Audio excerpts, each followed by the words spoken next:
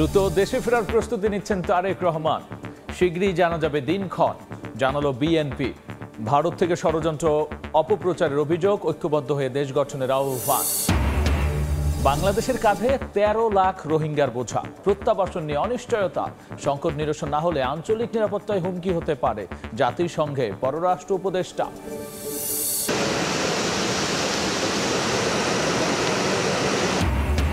পুরনো ক্ষত না শুকাতেই ফেনীতে ফের বন্যা আতঙ্ক।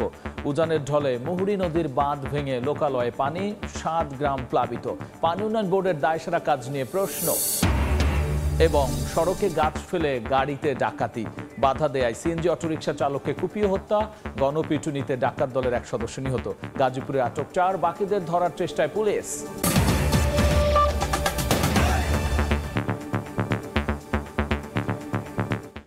জনপদের সময় সঙ্গে আছি আমি গোলাম রাব্বি। রাজধানীর বাংলা মোটর কার্যালয়ে দলীয় গঠনতন্ত্র নিবন্ধন কার্যক্রম নিয়ে সংবাদ সম্মেলন করছে জাতীয় নাগরিক পার্টি। আমরা সরাসরি যাচ্ছি সেখানে। বিভিন্ন স্তরে আমরা ব্যবস্থা গ্রহণ করব। আমরা সিদ্ধান্ত গ্রহণ করেছি যেসব মিডিয়া দায়িত্ব জ্ঞানহীনভাবে নারী নেতৃত্বের ব্যাপারে, নারীদের ব্যাপারে অত্যন্ত কুরুচিপূর্ণ সংবাদ প্রকাশ করেছে তাদের ব্যাপারে এবং সেই সব মিডিয়ার বিষয়ে জাতীয় নাগরিক পার্টি প্রেস কাউন্সিলে অভিযোগ দায়ের করবে। একই সাথে বিদেশের মাটিতে বসে যারা বাংলাদেশের বর্তমান নারীদের নিয়ে নানা ধরনের কুরুচিকর মন্তব্য করছেন তাদের বিরুদ্ধেও শক্ত ব্যবস্থা নেওয়ার জন্য আমাদের ডায়াসপোরাতে যারা শুভাকাঙ্ক্ষীরা রয়েছেন তাদেরকে যুক্ত করে বিদেশের সেসব সংশ্লিষ্ট দূতাবাসে এবং সেসব কর্তৃপক্ষের কাছেও অভিযোগ দায়ের করবে জাতীয় নাগরিক পার্টি এনসিপি।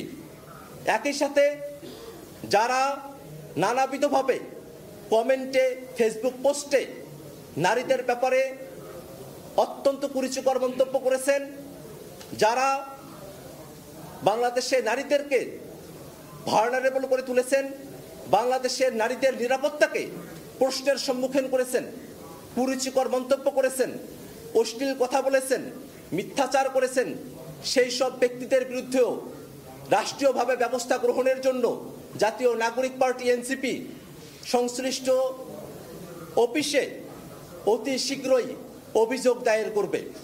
আমরা মনে করি জাতীয় নাগরিক পার্টি এনসিপি সহ বাংলাদেশের বিদ্যমান ফ্যাসিবাদ বিরোধী সকল রাজনৈতিক দলের কর্তব্য, সকল সামাজিক প্রতিষ্ঠানের কর্তব্য বাংলাদেশে নারীদের বিষয়ে যে কুরুচিকর মন্তব্যগুলো করা হচ্ছে, যে অশ্লীলতার ছড়াছড়ি হচ্ছে, যেভাবে চরিত্র হননের পথ বেছে নিয়েছে কিছু মানুষ, তাদের ব্যাপারে আমাদের সকলকে এক থেকে সামাজিক, রাজনৈতিক এবং আইনগত প্রতিকারের ব্যবস্থা আমাদেরকে গ্রহণ করতে হবে।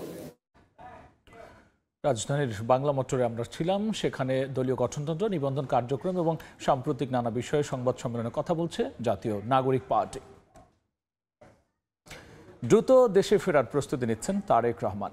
শীঘ্রই জানা যাবে দিনক্ষণ, একথা জানিয়েছেন বিএনপির স্থায়ী কমিটির সদস্য আমির খসরু মাহমুদ চৌধুরী। দলের আরেক নেতা রুহুল কবির রিজভী বলেছেন, লন্ডন বৈঠকের পর থেকেই তারেক রহমানকে নিয়ে ষড়যন্ত্র চলছে, ভারত থেকেও চলছে অপপ্রচার, আর সবাইকে ঐক্যবদ্ধ হয়ে নতুন করে দেশ গঠনের কাজ করার আহ্বান জানিয়েছেন বিএনপির মহাসচিব মির্জা ফখরুল ইসলাম আলমগীর। লন্ডনে প্রধান উপদেষ্টা ডক্টর মোহাম্মদ ইউনূসের সঙ্গে বৈঠকের পর থেকে আলোচনায় কবে দেশে ফিরছেন বিএনপির ভারপ্রাপ্ত চেয়ারম্যান তারেক রহমান। নির্বাচনের দিনক্ষণ ঘোষণার পর নাকি এর আগেই আসবেন তা নিয়ে রাজনৈতিক মহলে চলছে জল্পনা কল্পনা।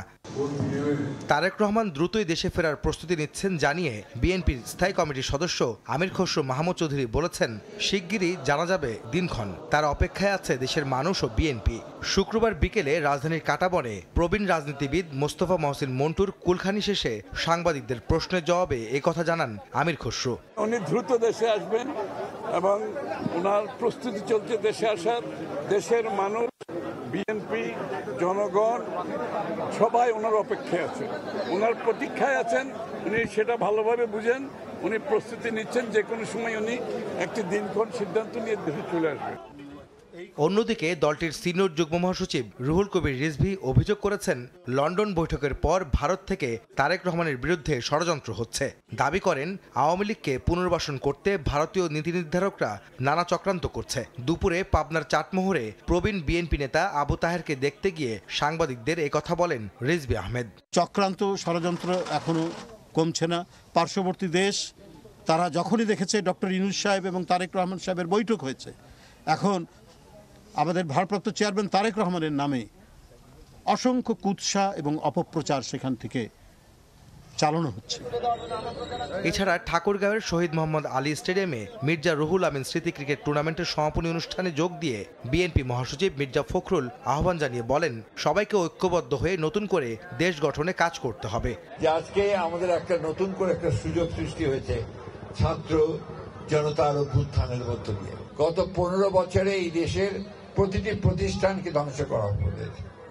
এখন সময় এসেছে এটাকে নতুন করে আবার গড়ে তুলবার। ছাত্র জনতার জীবনের বিনিময়ে দেশ গঠনের যে নতুন সুযোগ সৃষ্টি হয়েছে তা রক্ষা করতে সবার প্রতি আহ্বান জানান বিএনপি মহাসচিব। আহমেদ সালেহীন, সময় সংবাদ, ঢাকা। বাংলাদেশের কাঁধে এখন 13 লাখ রোহিঙ্গার বোঝা। নতুন করে আসছেন আরও অনেকে, ফলে প্রত্যাবাসন নিয়ে অনিশ্চয়তা কাটছে না। কেননা 8 বছরে একজনকেও ফেরত নেয়নি মিয়ানমার। শরণার্থী ত্রাণ ও প্রত্যাবাসন কমিশনারের আশঙ্কা, দ্রুত সংকট নিরসন না হলে পরিস্থিতি ভয়াবহ হতে পারে। বিশ্ব শরণার্থী দিবসে রোহিঙ্গা ক্যাম্পের বিস্তারিত জানব সুজাউদ্দিন রুবেলের প্রতিবেদনে। বিশ্বের সর্ববৃহৎ আশ্রয় শিবির কক্সবাজার, যেখানে আশ্রয় নিয়েছেন 13 লাখ রোহিঙ্গা। এর মাঝেও প্রতিনিয়ত বাড়ছে নতুন করে আসা রোহিঙ্গার সংখ্যা। রাখাইনে আরকান আর্মির হামলার জেরে যেমন রোহিঙ্গারা নতুন করে বাংলাদেশে পালিয়ে আসছে, অন্যদিকে ভারত থেকেও আসছে রোহিঙ্গারা। এমন কয়েকটি পরিবার আশ্রয় নিয়েছেন উখিয়ার 1 নম্বর ক্যাম্পে। ইন্ডিয়া তো মোটা আরা পারাই দিয়ে আর পুরা গোষ্ঠীটি সব মিলে আসছিল। আর সরকার হদে এডিয়ার বিদেশি মানুষ এটা রাখা না যায়। গাড়ি আনি এতন মাদে গাড়ি বাড়ির বোর্ডার টানি সারি দিয়ে রাতের 1:30 বাজে মরে যখন মারি ফেলে বলে হয়ে এর আগে বেশ কয়েকবার প্রত্যাবাসনের ঘোষণা এলেও তা আলুর মুখ দেখছে না। সম্প্রতি মিয়ানমারের জান্তা সরকার 1,80,000 রোহিঙ্গার প্রত্যাবাসনের সম্মতি দিয়েছে, কিন্তু রাখাইনে চলমান সংঘাত পরিস্থিতিতে প্রত্যাবাসন প্রক্রিয়া নিয়ে রয়েছে ধোঁয়াশা। ফলে রাখাইনে ফেরা নিয়ে রোহিঙ্গাদের অনিশ্চয়তা কাটছে না।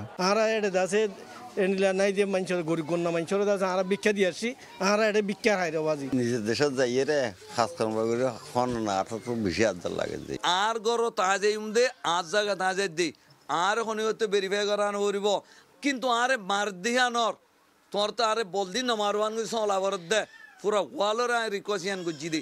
শরণার্থী ত্রাণ ও প্রত্যাবাসন কমিশনারের আশঙ্কা, দ্রুত সময়ে প্রত্যাবাসন না হলে পরিস্থিতি ভয়াবহ রূপ নিতে পারে। যদি রিপাট্রিয়েশন দ্রুততম সময় না হয়, এতে যারা মনে করছে যে শুধুমাত্র বাংলাদেশ ক্ষতিগ্রস্ত হবে তারা ভুল করছে। এর প্রভাব যেখানে এই সমস্যার উৎপত্তি তারাও নিস্তার পাবে না। মিয়ানমারে গেল প্রায় 8 বছরেও নানা অজুহাতে একজন রোহিঙ্গাকেও স্বদেশে ফিরিয়ে নেয়নি। আর প্রতি বছর আশ্রয় শিবিরে গড়ে 30,000 করে নতুন রোহিঙ্গা শিশু জন্ম নিচ্ছে। সুজাউদ্দিন রুবেল, সময় সংবাদ, কক্সবাজার। রোহিঙ্গা সমস্যার টেকসই সমাধান না হলে দ্রুতই এই সংকট আঞ্চলিক নিরাপত্তার জন্য গুরুতর হুমকির কারণ হতে পারে বলে আশঙ্কা প্রকাশ করেছেন পররাষ্ট্র উপদেষ্টা মোহাম্মদ তৌহিদ হোসেন। বৃহস্পতিবার জাতিসংঘের নিরাপত্তা পরিষদে এক আলোচনায় তিনি একথা বলেন। বাস্তুচ্যুত এই জনগোষ্ঠীকে পূর্ণ নিরাপত্তা ও অধিকার দিয়ে প্রত্যাবাসনের জন্য কার্যকর পদক্ষেপ নিতে আন্তর্জাতিক সম্প্রদায়ের প্রতিও আহ্বান জানিয়েছেন পররাষ্ট্র উপদেষ্টা।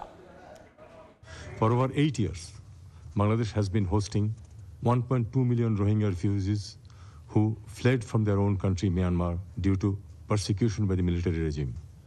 Our humanitarian act has put us in immense socio-economic and environmental challenges, and the situation is now posing new security risks. We call for renewed international attention and action to ensure their return with safety and rights.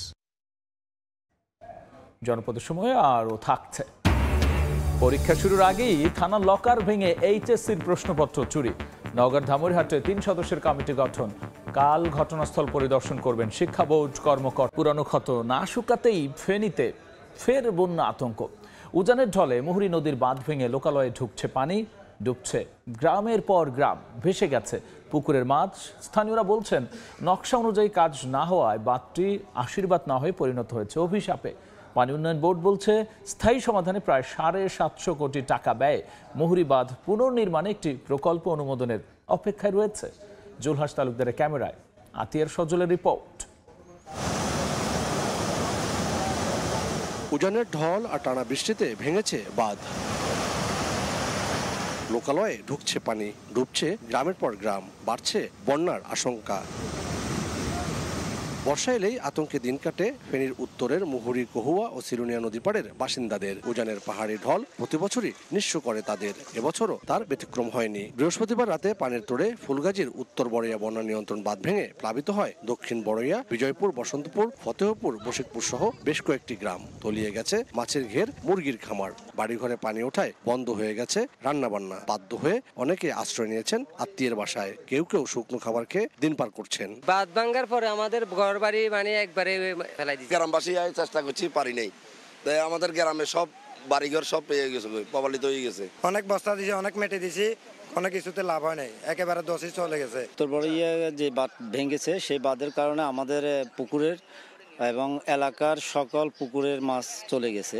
স্থানীয়দের অভিযোগ বাঁধ সংস্কারে নেওয়া হয় না প্রয়োজনীয় পদক্ষেপ। এতে বাঁধটি আশীর্বাদ না হয়ে পরিণত হয়েছে অভিশাপে। দরকার সংস্কার দরকার, এটা সরকার কোনো উদ্যোগ নেয় না, এটা উদ্যোগ নেওয়ার দরকার। ফুলগাজীবাসীর প্রত্যেক বছর দুর্ভোগ পোহাতে হয়, প্রত্যেক বছর বন্যাতে আমাদের এই অবস্থা হয়। নদীটা যদি সংস্কার করে দেয় তাহলে আমাদের এখানে তেমন ক্ষয়ক্ষতিটা হতো না। নদীর গড় প্রশস্ততা 100 মিটার না করা পর্যন্ত বন্যা নিয়ন্ত্রণ সম্ভব না বলছে পানি উন্নয়ন বোর্ড। স্থায়ী সমাধানের জন্য সবচেয়ে বড় বাধা হলো নদীর প্রশস্ততা। যতক্ষণ পর্যন্ত আমরা এই নদীকে 100 মিটার প্রশস্ততা না করতে পারবো ততক্ষণ পর্যন্ত আমরা এখানে বন্যা নিয়ন্ত্রণ করতে পারবো না। এই জন্য একটা প্রকল্প অনেকদিন থেকে 2বার সাবমিট করা হয়েছে। এখন আবার স্টাডি চূড়ান্ত করা হয়েছে 7,340 কোটি টাকার। আমরা আশা করতেছি এবছরের মধ্যে এই প্রকল্প পাশ হবে। 155 কোটি টাকা ব্যয়ে বাঁধটি নির্মাণের কাজ শেষ হয় 2011 সালে। মুহুরী নদীর বাঁধের 102টি স্থানে ভেঙে গত বছরের আগস্টে স্মরণকালের ভয়াবহ বন্যার সাক্ষী হয় ফেনী, কুমিল্লা, নোয়াখালী ও লক্ষ্মীপুর। আতিয়া সজল, সময় সংবাদ, ফেনী। ডাকাতির সময় ছুরিকাঘাতে সিএনজি চালক নিহত হয়েছেন। এ সময় গণপিটুনিতে ডাকাত দলের এক সদস্যের মৃত্যু হয়েছে। এই ঘটনায় 4 জনকে আটক করেছে পুলিশ। বৃহস্পতিবার রাত 3টার দিকে শ্রীপুরের সাতখামাইর বাজার এলাকায় গাছ ফেলে কয়েকটি সিএনজি অটোরিকশায় ডাকাতি চালানো হয়। অটোরিকশা চালক আবুল কালাম বাধা দিলে তাকে ধারালো অস্ত্র দিয়ে আঘাত করে। পরে চিৎকার শুনে স্থানীয়রা এসে ডাকাতদের ঘিরে ফেলে, গণপিটুনি দিয়ে পুলিশের হাতে তুলে দেয়। আবুল কালামকে হাসপাতালে নিলে চিকিৎসক মৃত ঘোষণা করে।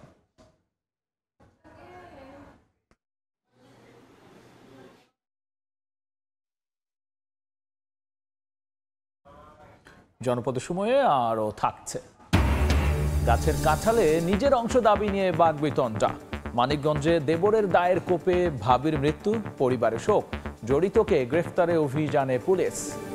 লকার ভেঙে 2025 সালের এইচএসসি পরীক্ষার প্রশ্ন চুরির ঘটনা ঘটেছে। মঙ্গলবার ধামইরহাট থানার ভেতরে কয়েকটি ছবি ছড়িয়ে পড়ে। এতে দেখা যায় রাজশাহী শিক্ষা বোর্ডের সিল করা এক বাক্স তালা ভাঙা অবস্থায় পড়ে আছে। পাশেই ইসলামের ইতিহাস বিষয়ের প্রশ্ন ছড়িয়ে ছিটিয়ে আছে। এই ঘটনার কথা স্বীকার করে জেলা প্রশাসক জানিয়েছেন, থানা হেফাজতে থাকা প্রশ্ন কিভাবে চুরি হলো তা অনুসন্ধানে 3 সদস্যের তদন্ত কমিটি গঠন করা হয়েছে।